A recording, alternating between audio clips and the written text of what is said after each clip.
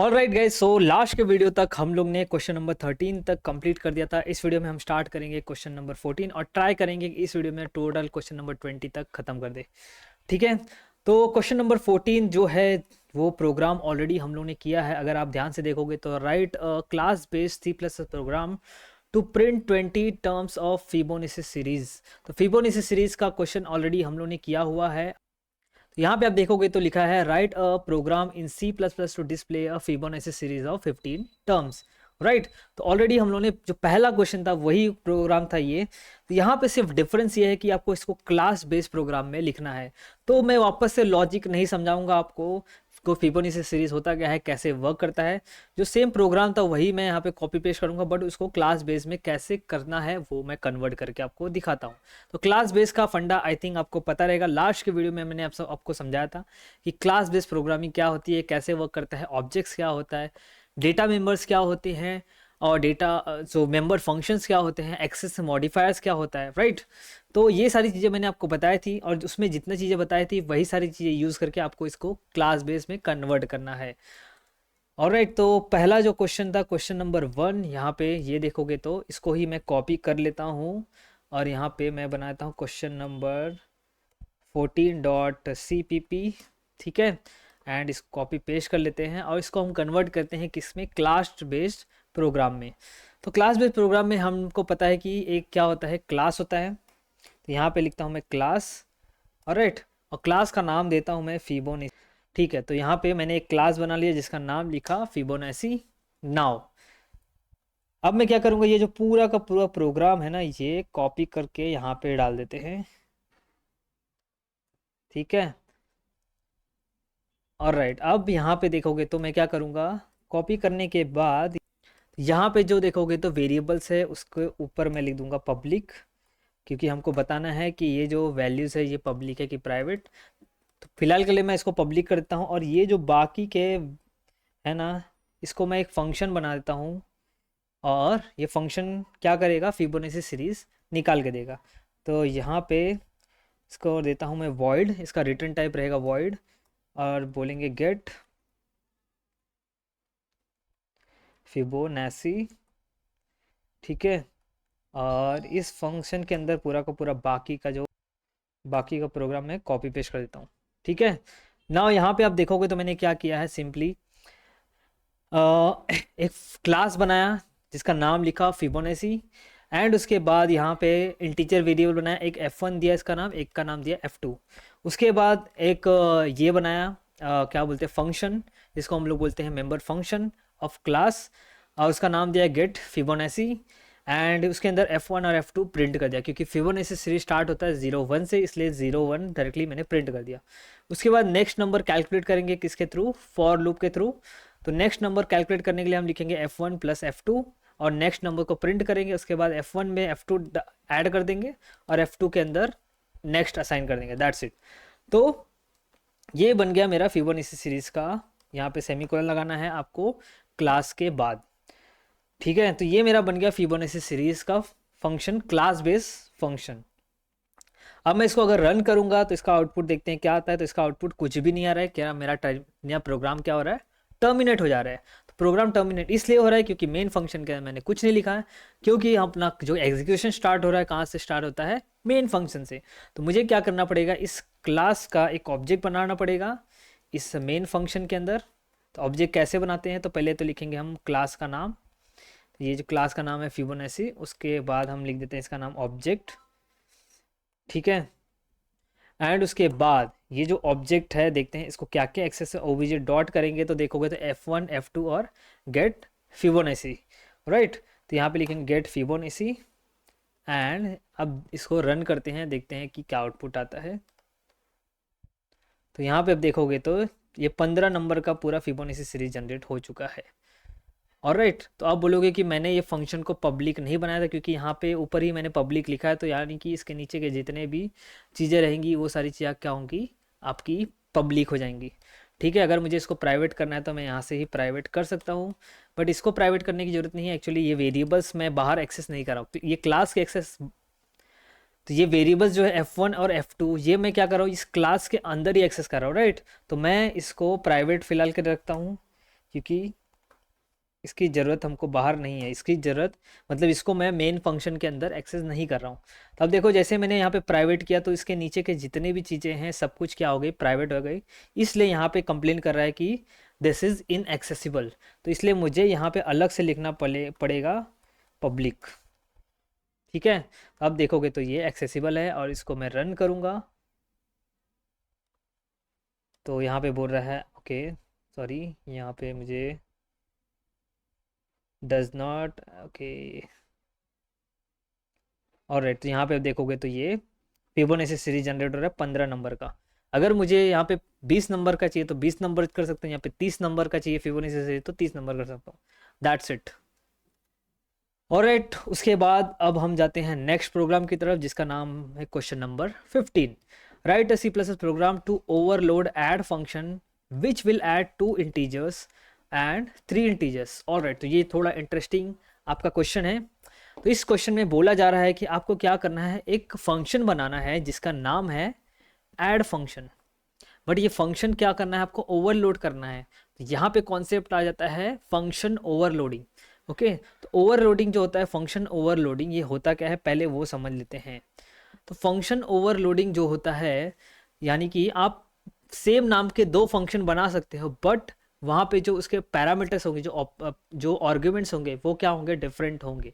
यानी कि अगर आप कोई भी फंक्शन बना रहे हो, सपोज ऐड, ठीक है, अगर आपने एक ऐड फंक्शन बनाया तो आप ऐड नाम का दूसरा फंक्शन नहीं बना सकते हो, अदरवाइज एरर आएगा। बट अगर आपको बनाना है तो आप क्या करो, यहाँ पे इसका पैरामीटर अलग पास कर दो, दैट्स इट। तो आप अगर अलग अलग पैरामीटर्स पास कर रहे हो, अलग अलग नंबर ऑफ पैरामीटर्स अगर डिफरेंट है तो आप फंक्शंस बना सकते हो। इसे ही बोलते हैं फंक्शन ओवरलोडिंग। मतलब सेम नाम के फंक्शन बनाओगे बट उसके जो पैरामीटर्स होंगे वो क्या होंगे, नंबर ऑफ पैरामीटर्स क्या होंगे, डिफरेंट होंगे। तो फॉर एग्जाम्पल यहाँ पे अब देखोगे तो आपका जो क्वेश्चन है वो क्या बोल रहा है, write a C plus plus program to overload add. हमको क्या करना है, ऐड को ओवरलोड करना है, मतलब यहाँ पे फंक्शन ओवरलोडिंग करना है। विच विल ऐड 2 इंटीजर्स, तो एक जो ऐड फंक्शन रहेगा वो क्या करेगा, देखोगे तो 2 इंटीजर ऐड करेगा, और दूसरा जो फंक्शन रहेगा वो 3 इंटीजर ऐड करेगा। तो यानी कि 2 ऐड फंक्शन बनाना है, एक ऐड फंक्शन आपका 2 इंटीजर ऐड करेगा और दूसरा जो ऐड फंक्शन होगा 3 इंटीजर ऐड करेगा। ये जो कॉन्सेप्ट होता है ये होता है फंक्शन ओवरलोडिंग का। तो इसको डायरेक्टली हम लोग इम्प्लीमेंट करते हैं कहाँ पे, अपने VS कोड में। तो क्वेश्चन नंबर है ये 15.cpp। अब मुझे क्या करना है, फंक्शन ओवरलोडिंग करना है। तो पहले तो 2 फंक्शन बनाने हैं। तो पहला मैं आपको दिखाता हूँ कि अगर मैं C++ में यहाँ पे लिखता हूँ सपोज void add, और एक फंक्शन बना रहा हूँ और यहाँ पे लिखता हूँ सिंपली, यहाँ पे 2 वेरिएबल, या फिर सिंपली मैं क्या करता हूँ सी आउट, और यहाँ पे लिखता हूँ ऐड फंक्शन। और राइट, अभी तक तो देखोगे तो कुछ भी कहीं पे भी कंप्लेन नहीं हो रहा है, कहीं पे भी एरर नहीं आ रहा है। अब मैं क्या करता हूँ, ये जो ऐड वेरिएबल, ऐड मेरा फंक्शन है, इसको कॉल कर लेता हूँ। ठीक है, तो कुछ भी कहीं पे भी कंप्लेन नहीं हो रहा है। मैं इसको रन कर लेता हूँ, और रन करने के बाद यहाँ पे ऐड फंक्शन प्रिंट हो चुका है। तो एकदम मस्का जैसा सब कुछ चल रहा है ना। अगर सपोज करो मुझे सेम नाम का वापस वेरिएबल बनाना है, सेम नेम का एक और वेरिएबल बनाना है, तो यहाँ पे सपोज मैं लिखता हूँ वॉइड ऐड, वापस से मैं सेम नेम का वेरिएबल क्या बना सकता हूँ, लेट्स चेक इट आउट। और यहाँ पे इसको लिखता हूँ मैं सेकेंड ऐड फंक्शन। ओके, अब मैं इसको रन करता हूँ, देखते हैं कि क्या होता है। तो यहाँ पे आप देखोगे तो रन करने पे मुझे एक यहाँ पे एरर आया है। एरर क्या बोल रहा है, रीडिफिनेशन ऑफ वॉइड ऐड। मैंने क्या किया है, रीडिफाइन किया है ऐड को, इसलिए यहाँ पे कंप्लेन कर रहा है कंपाइलर, बोल रहा है कि तुमने दो ऐड फंक्शन को डिफाइन किया है। ओके, प्रीवियसली डिफाइंड हियर, तो बोल रहा है कि तुमने पहले यहाँ पे डिफाइन किया फिर यहाँ पे डिफाइन किया, तो क्यों किया। तो यहाँ पे आप देखोगे तो जो कंपाइलर है वो कंफ्यूज हो जा रहा है कि इसको कॉल करूँ कि इसको कॉल करूँ। ठीक है, तो यहाँ पे अब कॉन्सेप्ट आता है कि फंक्शन ओवरलोडिंग का। अगर आपको सेम नाम का 2 फंक्शन बनाना है बट वहाँ पे आपको क्या करना पड़ेगा, पैरामीटर्स डिफरेंट डिफरेंट पास करने पड़ेंगे। तो यहाँ पे मैं क्या करूँगा, int a comma int b कर देता हूँ। ठीक है, और यहाँ पे मैं करता हूँ int a comma int B comma int C कर देता हूँ। ओके, यहाँ पे भी कॉमा डाल देता हूँ। ऑलराइट, अब देखोगे तो यहाँ पे ये कंप्लेन कर रहा है कि क्या बोल रहा है, no instance of overloaded function add matches to the argument list. बोल रहा है कि ये जो ऐड फंक्शन तुमने कॉल किया है इन दोनों में से किसी से भी मैच नहीं हो रहा है, क्योंकि इसके अंदर आपने 2 पैरामीटर पास किया है, यहाँ पे 3 किया है, बट इसमें कुछ भी नहीं किया है। तो मैं क्या कर सकता हूँ, एक और वॉइड ऐड बना सकता हूँ। ऑलराइट, ना आप देखोगे तो मैंने ऐड नाम का 3 फंक्शन बना दिया है। अगर मुझे एरर निकालना है तो मैंने क्या किया है, ऐड नाम का एक और फंक्शन बना दिया विदाउट पैरामीटर। तो अब ऐड नाम का मेरा 3 फंक्शन है, एक विदाउट पैरामीटर, एक 2 पैरामीटर, एक 3 पैरामीटर। अब देखते हैं इसको रन करके।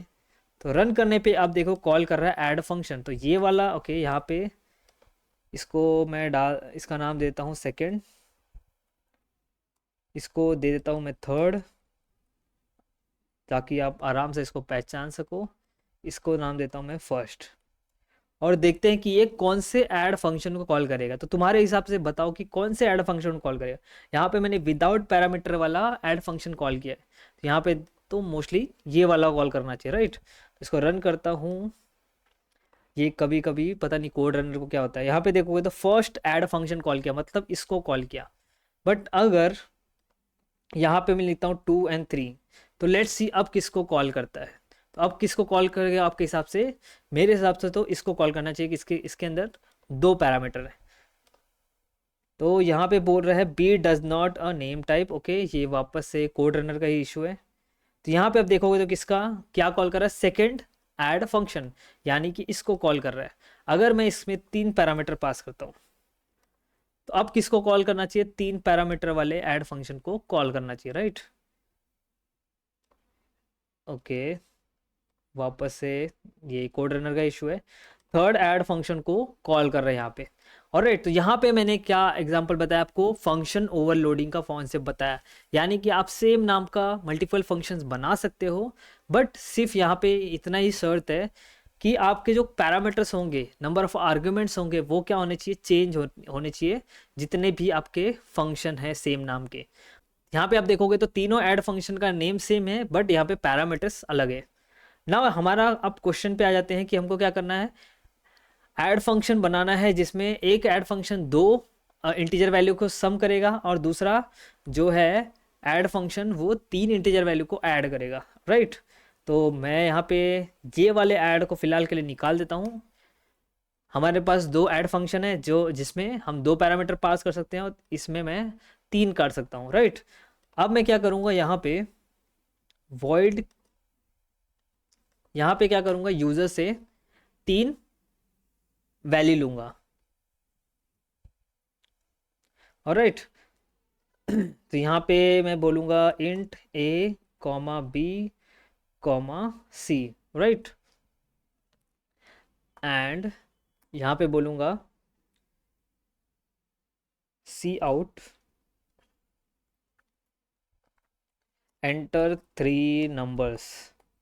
ऑलराइट, और यहाँ पे लिखेंगे सी इन ए बी सी, ठीक है। तो यहाँ पे 3 नंबर्स मैं यूज़र से बोलूँगा एंटर करने।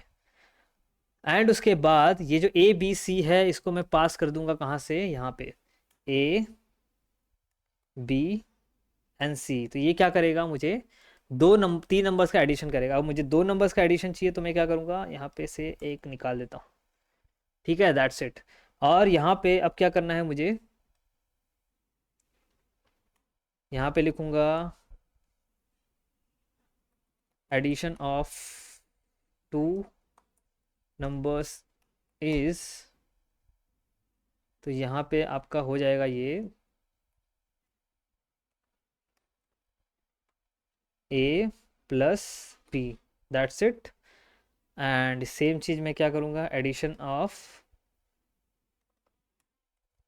3 numbers, 3 number is A plus B plus C. Alright, तो इसको हम लोग रन करते हैं और इसका आउटपुट देखते हैं, ठीक है। तो यहाँ पे बोल रहा है एंटर 3 नंबर्स, तो यहाँ पे मैं एंटर करता हूँ 10, 20 एंड यहाँ पे एक 30। तो यहाँ पे देखोगे तो एडिशन ऑफ 2 नंबर इज़ 30 और एडिशन ऑफ 3 नंबर इज़ 60। तो मैं यहाँ पे एक काम करता हूँ, स्लैश एन डालता हूँ ताकि सब एक साथ ना दिखे and you can understand better. तो यहाँ पे ठीक है, और यहाँ पे भी हम स्लैश एन डाल देते हैं ताकि ये प्रॉपरली फॉर्मेट होके दिखे। और राइट, मैं वापस इसको रन करता हूँ। अब बोल रहा है एंटर 3 नंबर्स। तो यहाँ पे लिखता हूँ मैं 10, 20 एंड 30। तो यहाँ पे देखोगे तो addition of 2 numbers is 30, addition of 3 numbers is 60। तो ये था आपका एग्जाम्पल फंक्शन ओवरलोडिंग का और क्वेश्चन नंबर 14 का सॉल्यूशन। ऑल राइट, तो अब बढ़ते हैं, सॉरी क्वेश्चन नंबर 15 का सॉल्यूशन था ये। अब बढ़ते हैं नेक्स्ट क्वेश्चन नंबर 16 की तरफ। Write a C++ program to accept an array to 10 integers and find the smallest and largest element in an array। ये बहुत ही इजी क्वेश्चन है। आपको क्या करना है, यूजर से 10 एलिमेंट्स 10 इंटीजर्स लेने हैं, उसको एक एरे में सेव करना है, उसके बाद उसमें से स्मॉलेस्ट और लार्जेस्ट कौन से नंबर है वो निकालने हैं।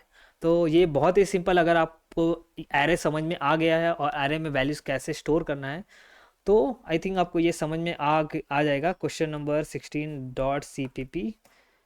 और राइट, तो स्टार्ट करते हैं क्वेश्चन नंबर 16 को इम्प्लीमेंट करना। तो यहाँ पे पहला काम करना है कि यूजर से हमको 10 नंबर लेने हैं। तो यहाँ पे मैं एक नम का एरे बना देता हूँ जिसका साइज देता हूँ 10। ऑलराइट, नाउ यहाँ पे हमको पता है कि अगर एरे में वैल्यू स्टोर करनी है यूजर से लेके तो हम क्या करेंगे, एक लूप घुमाएंगे। राइट, तो यहाँ पे मैं लूप लूँगा int i is equal to 0, और ये लूप कब तक चलेगा, 10 बार चलेगा। ठीक है, 0 से लेके 9 तक। और यहाँ पे हम लिखेंगे सी इन, और यहाँ पे लिखेंगे नम, और इसके अंदर आई लिख देंगे। ये चीज़ मैंने ऑलरेडी आपको करके बताया है, इसलिए इतना ज़्यादा एक्सप्लेन नहीं कर रहा हूँ मैं। ठीक है, तो इस तरह से हम लोग क्या करेंगे, यूज़र से 10 नंबर ले लेंगे। इसको मैं रन करता हूँ और देखते हैं कि क्या ये वर्क कर रहा है। और राइट, ये क्या आ गया बीच में। ठीक है, तो यहाँ पे एक काम करता हूँ, मैं एक और चीज़ डाल देता हूँ इंस्ट्रक्शन कि एंटर 10 नंबर्स। ऑलराइट, एंड यहाँ पे हम स्लैश एन डाल देते हैं, इसको रन करते हैं। ओके, नाउ अभी हम लोग इसको रन करते हैं। कुछ तो इशू हुआ था, मैंने इसको रिजॉल्व कर दिया। वो जो इशू था कुछ तो not related to that terminal and all. So यहाँ पे देखोगे तो यहाँ पे बोल रहा है एंटर 10 नंबर्स। तो मैं यहाँ पे 10 नंबर्स एंटर करता हूँ, 1 2 3 4 5 6 7 8 9 and 10। Alright, after entering 10 numbers देखोगे तो मेरा जो प्रोग्राम है वो टर्मिनेट हो चुका है। राइट, तो यानी कि ये जो है यूज़र से 10 नंबर लेने का और उसको सेव करने का, ये प्रॉपरली वर्क कर रहा है। उसके बाद क्या बोला गया है कि find the smallest and largest element in an array. तो इसमें से हमको smallest and largest element find out करना है कि कौन सा है। तो हम क्या करेंगे, यहाँ पे एक और लूप बनाएंगे। ठीक है, और 2 वेरिएबल बनाएंगे।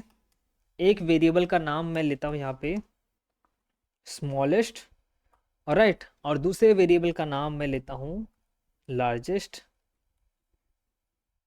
ठीक है, तो दोनों इंटीजर वेरिएबल बनाया मैंने। अब यहाँ पे जो स्मॉलेस्ट है ना, स्मॉलेस्ट में मैं वैल्यू दे देता हूँ सपोज 0 इक्वल टू 0, और लार्जेस्ट में मैं वैल्यू दे देता हूँ इक्वल टू। अब यहाँ पे मैं क्या करूँगा, जो स्मॉलेस्ट नंबर है कि यहाँ पे स्मॉलेस्ट की स्पेलिंग रॉन्ग है, तो स्मॉलेस्ट के अंदर मैं क्या करूँगा, स्मॉलेस्ट के अंदर मैं जो भी मेरा नंबर रहेगा उसका जो पहला एलिमेंट रहेगा, मतलब नम 0, तो उसको मैं मान लूँगा कि वो मेरा सबसे स्मॉलेस्ट है। और एक चीज़, यहाँ पे जो लार्जेस्ट है ना, उसको भी मैं मान लूँगा कि मेरा लार्जेस्ट क्या है, वो भी क्या है, नम 0 है। ठीक है, तो मैं मान लिया कि मेरा जो पहला एलिमेंट है एरे का वो क्या रहेगा, स्मॉलेस्ट भी रहेगा, वो लार्जेस्ट भी रहेगा। अब यहाँ पे ये जो लूप है इसका यूज़ क्या रहेगा वो मैं बताता हूँ। ये लूप कितनी बार चलेगा, ये भी चलेगा सेम जितनी बार हम लोग ने यूज़र से इनपुट लिया, मतलब 10 बार। ओके, नाउ अब हम क्या करेंगे, एक पहला तो यहाँ पे कंडीशन लिखेंगे, इफ़ मेरा जो स्मॉलेस्ट है वो छोटा रहेगा किससे, नम आई से, ठीक है। अगर जो मेरा स्मॉलेस्ट है वो नंबर आई से छोटा रहेगा, यानी कि ज़ीरो से, यानी कि ज़ीरो मतलब खुद से, तो स्मॉलेस्ट, तो हम क्या करेंगे, एक जो स्मॉलेस्ट है उसके अंदर ये नंबर असाइन कर देंगे। ऑलराइट, एंड सेम चीज़ मैं लिखूंगा किसके लिए, लार्जेस्ट के लिए। तो यहाँ पे लिखूंगा if largest is great, if largest is greater than, sorry यहाँ पे स्मॉलेस्ट का थोड़ा मैंने गलत लिखा है। अगर स्मॉलेस्ट मेरा बड़ा है नम आई से, या फिर मैं इसको अदर वे में अगर बोलूँ कि अगर जो मेरा नम आई है ये छोटा है स्मॉलेस्ट से, ठीक है, तो मेरा स्मॉलेस्ट में नम आई मैं असाइन कर दूंगा। और अगर मेरा जो नम आई, अगर ये जो मेरा नम आई क्या है, बड़ा है किससे, लार्जेस्ट से, तो मैं क्या करूँगा, लार्जेस्ट के अंदर नम आई असाइन कर दूंगा। ठीक है, लॉजिक सिर्फ इतना ही है जो मैंने किया है, यहाँ पे नम रहेगा।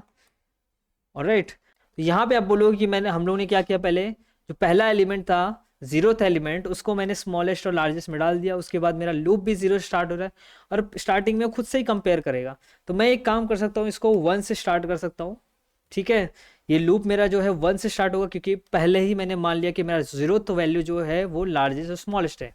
अब मैं कंपेयर करूंगा कि मेरा जो फर्स्ट एलिमेंट है, ओके, जीरोथ नहीं, फर्स्ट इंडेक्स का एलिमेंट है, अगर वो स्मॉलेस्ट मतलब स्मॉलेस्ट से भी स्मॉल है, तो मैं स्मॉलेस्ट के अंदर ये फर्स्ट इंडेक्स का नंबर वैल्यू डाल दूंगा और चेक करूंगा कि अगर जो मेरा ये फर्स्ट इंडेक्स का नंबर है वो लार्जेस्ट से भी लार्जेस्ट है, तो मैं लार्जेस्ट वेरिएबल के अंदर उस एलिमेंट का वैल्यू डाल दूंगा। तो ये पूरा लूप ऐसे घूमते रहेगा और जब तक उसको स्मॉलेस्ट और लार्जेस्ट का वैल्यू यहाँ पे कंपेयर करेगा, अगर उसको मिला कि कोई और एलिमेंट मेरे स्मॉलेस्ट से छोटा है, तो स्मॉलेस्ट में वो वैल्यू हम लोग असाइन करेंगे, दैट्स इट। और उसके बाद एंड में हम क्या करेंगे, सी आउट करेंगे और यहाँ पे लिखेंगे स्मॉलेस्ट इज, या स्मॉलेस्ट नंबर इज, यहाँ पे हम लिखेंगे स्मॉलेस्ट, और इसी को मैं डुप्लीकेट करता हूँ और लिखेंगे यहाँ पे largest number is largest, that's it. यहाँ पे मैं स्लैश एन डालता हूँ ताकि प्रॉपर फॉर्मेटिंग में दिखे।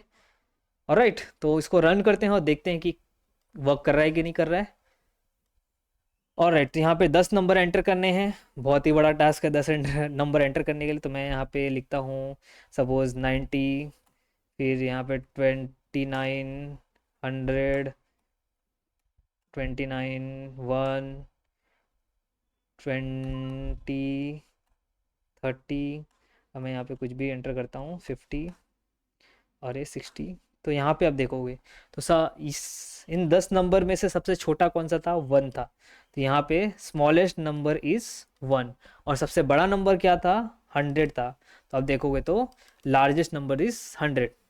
ऑलराइट, तो ये एक इसका जो लॉजिक है बहुत ही सिंपल है, आप अगर देखोगे और थोड़ा ड्राई रन करोगे तो आपको समझ जाएगा। ठीक है, तो इसलिए मैं इसको ज़्यादा समझा नहीं रहा हूँ, क्योंकि ये आप खुद से भी समझ सकते हो। यहाँ पे सिर्फ आपको क्या करना है, ये वाली लॉजिक समझना है कि मैंने इसमें यहाँ पे क्या किया कि पहले मान लिया कि जो मेरा पहला नंबर है वो लार्जेस्ट और स्मॉलेस्ट दोनों है।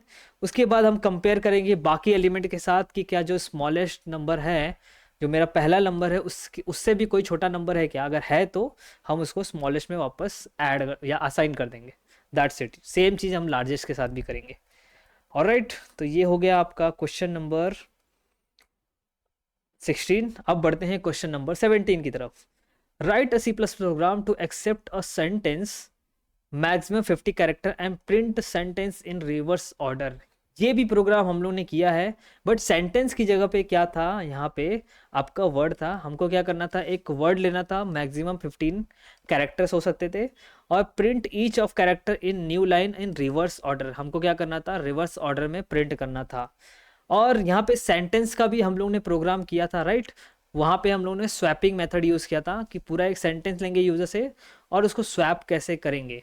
तो यहाँ पे भी सेम चीज़ आप अप्लाई कर सकते हो। Print a C plus program, write a C plus program to accept a sentence maximum 50 character and print sentence in reverse order. तो ये चीज़ आप कौन से भी जो मैंने पहला मेथड बताया था उससे भी कर सकते हो, और जो दूसरा हम लोग स्वैपिंग मेथड था उससे भी आप इसको कर सकते हो। तो इसलिए मैं ये प्रोग्राम अभी नहीं करा रहा हूँ। ओके, इसका सॉल्यूशन मैं चाहिए तो डाल दूंगा आपको गिटहब पे इसका प्रोग्राम का, आप देखोगे तो समझ में आ जाएगा। उसके बाद आएगा question number 18, write a C plus program to find the smallest in array of 10 float pointers. All right, तो हमको क्या करना है, यूजर से 10 नंबर लेने हैं और पॉइंटर के थ्रू बताना है कि उसमें स्मॉलेस्ट नंबर कौन सा है। तो ये चीज़ भी हम लोगों ने देखा है, बट ठीक है मैं इसको वापस से आपको करा देता हूँ। ये है क्वेश्चन नंबर आपका 18, right. Question number 18.cpp।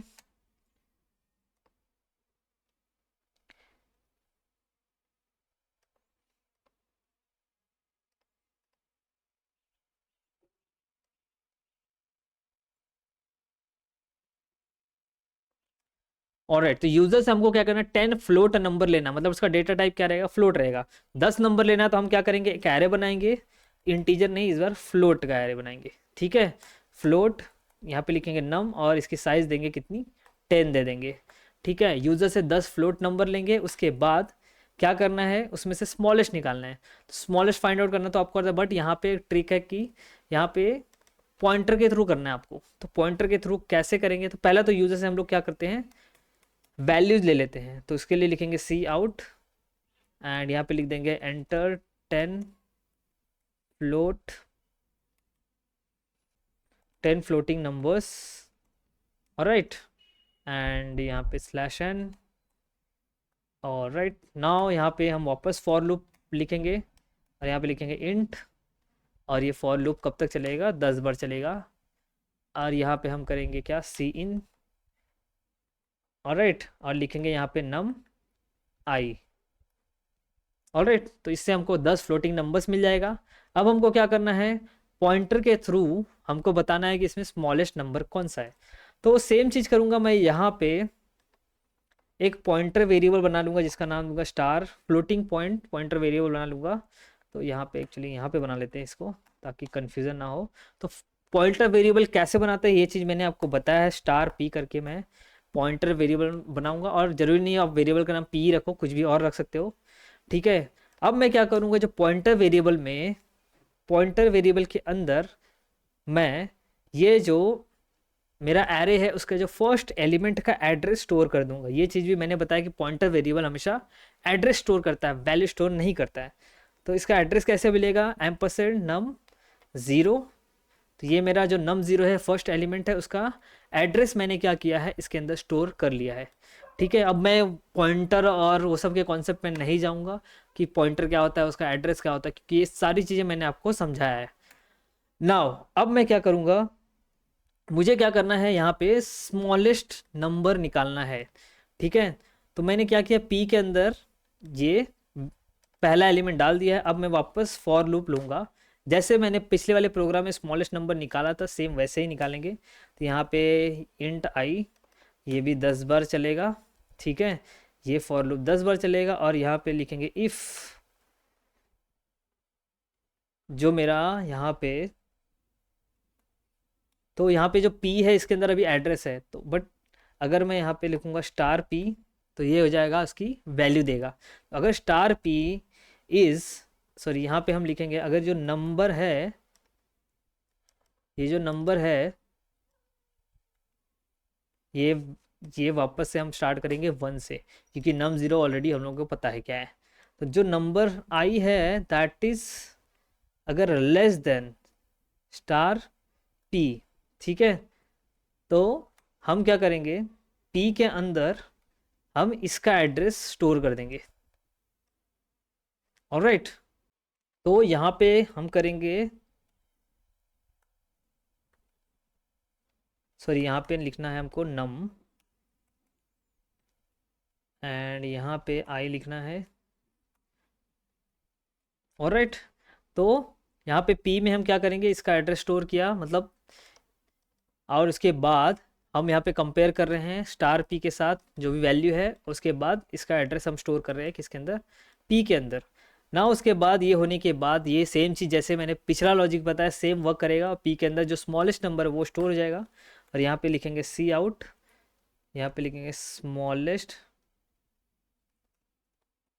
Number is,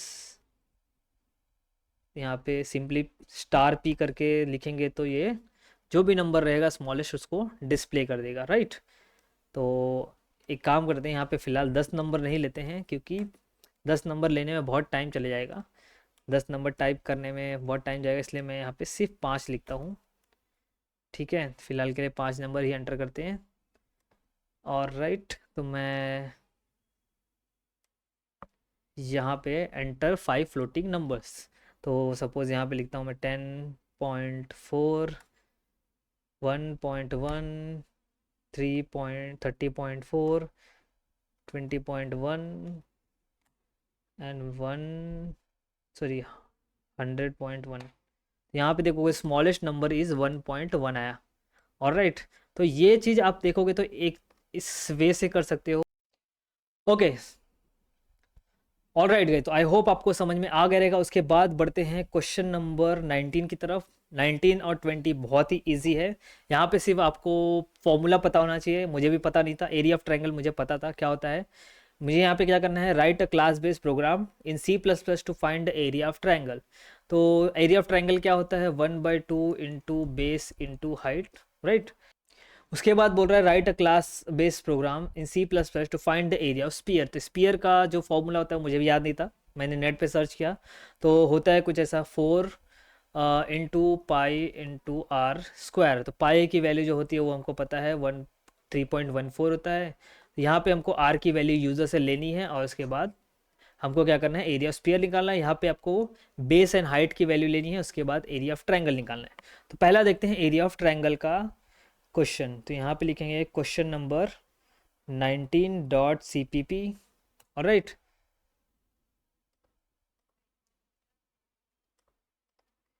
and यहाँ पे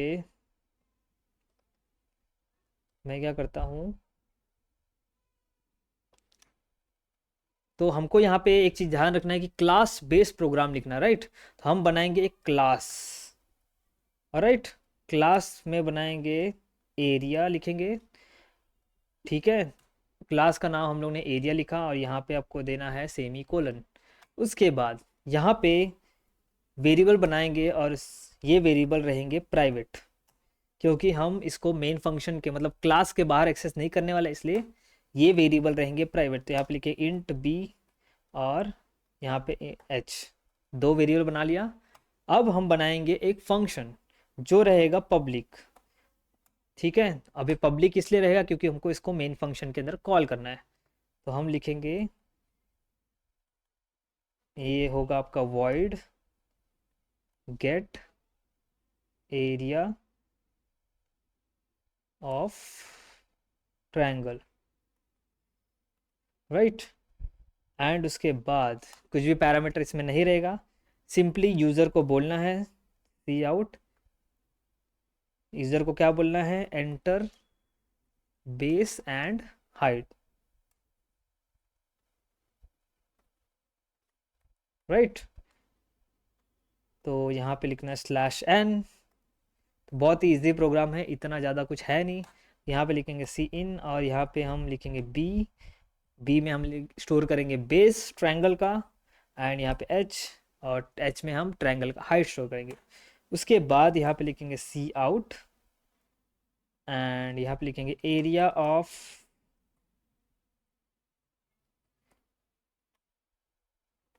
ट्रायंगल इज, राइट। क्या होगा, तो एरिया ऑफ ट्रायंगल क्या होता है, 1/2 इंटू, तो 1/2 into base into height, right. तो 1/2 को मैं क्या लिख सकता हूँ, 0.5 भी लिख सकता हूँ, ठीक है। तो ये हो गया आपका एरिया ऑफ ट्रायंगल का प्रोग्राम। नाउ मैं क्या करूँगा, अब मुझे इसको कॉल करना है area of triangle, get area of triangle function को, किसके अंदर, मेन फंक्शन के अंदर। तो मैं पहले क्लास का ऑब्जेक्ट बनाऊंगा, तो यहाँ पे लिखूंगा क्या, एरिया और यहाँ पे लिखूँगा OBJ, ठीक है। और उसके बाद यहाँ पे लिखेंगे OBJ dot gate area of triangle, that's it. और यहाँ पे मैं इसको रन करता हूँ, तो यहाँ पे बोल रहा है एंटर बेस एंड हाइट। तो यहाँ पे हम बेस 10 एंटर करते हैं, हाइट 20 एंटर करते हैं, तो यहाँ पे एरिया ऑफ ट्रायंगल कितना आया, 100 आया। ऑलराइट, अब निकालना है एरिया ऑफ स्पीयर। तो आई होप आप ये खुद से निकाल सकते हो। फॉर्मूला मैंने आपको बता दिया कि 4 into 3.5 into r square. R square को आप लिखोगे ऐसा कुछ, आर स्क्वायर तो आप नहीं निकाल सकते, तो आर इंटू आर लिखोगे, ठीक है। तो 4 इंटू 3.14 इंटू आर, आर की वैल्यू आप क्या करोगे, यूजर से ले लोगे, और सेम वे में आपको क्या करना है, इसको इम्प्लीमेंट करना है। ऑलराइट, आई होप आप इतना तो कर ही सकते हो अगर मैंने आपको अच्छे से समझाया रहेगा तो। अगर आपको फिर भी डाउट आता है तो आप कमेंट सेक्शन में मेंशन करो, या फिर मेरे सोशल मीडिया हैंडल से, उसका लिंक आपको डिस्क्रिप्शन में मिल जाएगा, आप वहाँ पे भी मुझसे 1-to-1 क्वेश्चन पूछ सकते हो। मैं पूरा का पूरा ट्राई करूँगा आपके हर एक क्वेश्चन का आंसर देने का। तो अगर आपको वीडियो अच्छा लगा तो प्लीज़ लाइक कर देना, इससे मुझे मोटिवेशन मिलता है आपके लिए और भी अच्छे और अमेजिंग वीडियो बनाने के लिए। तो गाइस मिलते हैं किसी और वीडियो में, टिल देन बाय बाय।